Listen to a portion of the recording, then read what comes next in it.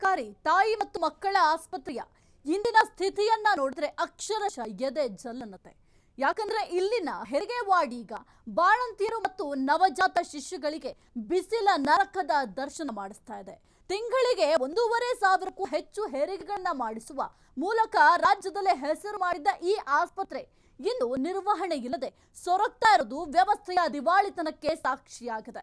ಬಡವರ ಮಕ್ಕಳು ಕೂಡ ಸುಸಜ್ಜಿತ ಎಸಿ ಸೌಲಭ್ಯದಲ್ಲಿ ಜನಿಸಬೇಕು ಎಂಬ ಉದಾತ್ತ ಉದ್ದೇಶದಿಂದ ಅಂದಿನ ಜಿಲ್ಲಾಧಿಕಾರಿ ಎಂಎಸ್ ದಿವಾಕರ್ ಅವರು ಲಕ್ಷಾಂತರ ರೂಪಾಯಿ ವೆಚ್ಚದಲ್ಲಿ ಅಳವಡಿಸಿದ್ದ ಎಸಿಗಳು ಇಂದು ಕೇವಲ ಗೋಡೆಗೆ ಅಂಟಿಸಿದ ಶೋ ಪೀಸ್ಗಳಾಗಿ ಬದಲಾಗಿದೆ.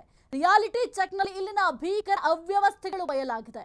ಸುಡುವ ಬೇಸಿಗೆಯ ಬೇಗಿಗೆ ಬಾಣಂತಿಯರು ಮತ್ತು ಈಗಷ್ಟೇ ಕಣ್ಣು ಬಿಟ್ಟ ಹಸುಗೂಸುಗಳು ಹನಿ ಹನಿ ಬೆವರಿನಲ್ಲಿ ನೆನೆಯುತ್ತಾ ಹೈರಾಣಾಗಿದೆ.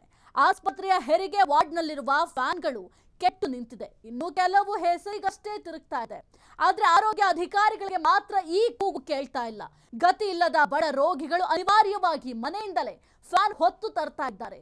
ಜೊತೆಗೆ ಸ್ವಲ್ಪ ಜನರ ಕೈಯಲ್ಲಿ ಹಣವಿಲ್ಲದಿದ್ರು ಕೂಡ 3,000 ರೂಪಾಯಿ ಸಾಲ ಮಾಡಿ ಹೊಸ ಫ್ಯಾನ್ ಖರೀದಿಸಿ ವಾರ್ಡ್ಗೆ ತರುವ ಅನಿವಾರ್ಯತೆ ಎದುರಾಗಿದೆ.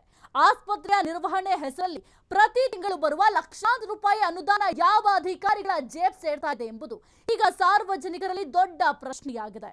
ಬೇಸಿಗೆ ಆರಂಭವಾಗಿ ತಿಂಗಳುಗಳೇ ಕಳೆದ್ರು ಸುಡುವ ಬಿಸಿಲು ಜನರನ್ನ ಸುಡ್ತಾ ಇದ್ರು.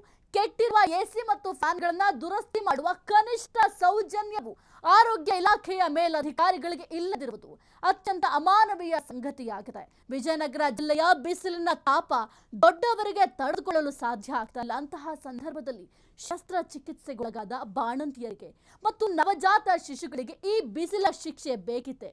ಜಿಲ್ಲಾಧಿಕಾರಿಗಳು ಅಂದು ಕಟ್ಟಿದ್ದ ಕನಸಿನ ಯೋಜನೆಗೆ ಅಧಿಕಾರಿಗಳ ನಿರ್ಲಕ್ಷ್ಯವೇ ಎಳ್ಳು ನೀರು ಬಿಟ್ಟಿದೆ. ಸರ್ಕಾರಿ ಆಸ್ಪತ್ರೆಯ ಈ ಅಧೋಗತಿಗೆ ನೇರ ಹೊಣೆ ಯಾರು ಮತ್ತು ಸರಿಯಾದ ಸಮಯಕ್ಕೆ ಮೇಂಟೆನೆನ್ಸ್ ಮಾಡದ ಅಧಿಕಾರಿಗಳ ವಿರುದ್ಧ ಯಾಕೆ ಕ್ರಮ ಕೈಗೊಳ್ತಾ ಇಲ್ಲ ಅಂತ ಆಕ್ರೋಶ ಕೂಡ ವ್ಯಕ್ತವಾಗ್ತಾ ಇದೆ.